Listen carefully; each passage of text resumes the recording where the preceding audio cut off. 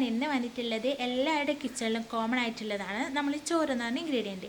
അപ്പോൾ അതിലേക്ക് 2 ഇൻഗ്രീഡിയൻസ് കൂടി ചേർത്താൽ നമുക്ക് ഈസി ആയിട്ട് സിമ്പിളായിട്ടുള്ള നല്ല ടേസ്റ്റി പായസം നമുക്ക് റെഡിയാക്കി എടുക്കാം. അതാണ് ഇന്നത്തെ എൻ്റെ റെസിപ്പി. അപ്പോൾ നമുക്ക് വീഡിയോയിലേക്ക് പോകാം. ഫസ്റ്റ് തന്നെ ഒരു മീഡിയം വെന്ത ചോറ് ഞാൻ എടുത്തിട്ടുണ്ട്. അതിലേക്ക് മധുരത്തിന് ആവശ്യമായിട്ട് 1/2 കിലോ വെല്ലം എടുത്തിട്ടുണ്ട്. അതിലേക്ക് കുറച്ച് വെള്ളം ഒഴിച്ചിട്ട് നന്നായിട്ട് ശർക്കര പാനിയാക്കി എടുത്തിട്ടുണ്ട്.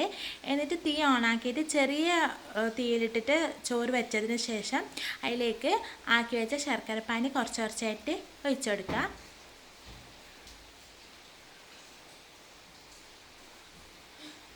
പിന്നെ ഒരു തേങ്ങ ഫുള്ളായിട്ട് ചിരവിയിട്ടുണ്ട്, അതും അതിലേക്ക് ഇട്ട് കൊടുക്കുക. എന്നിട്ട് തീ ഹൈ ഫ്ലെയിമിലിട്ടിട്ട് എല്ലാം കൂടി നന്നായിട്ടൊന്ന് മിക്സ് ചെയ്യാം.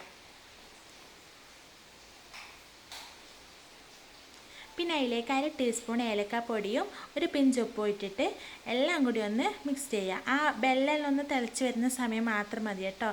കാരണം വെന്ത ചോറാണല്ലോ, അതുകൊണ്ട് പിന്നെ അധിക സമയമൊന്നും വേണ്ട ഈ പായസം റെഡിയാവാൻ വേണ്ടിയിട്ട്. ഇനി നമുക്ക് ഫ്ലെയിം ഓഫ് ചെയ്യാം. അപ്പം നമ്മൾ പായസം റെഡി ആയിട്ടുണ്ട്. ഇത്രയേ ഉള്ളൂ, സിമ്പിൾ റെസിപ്പി അല്ലേ.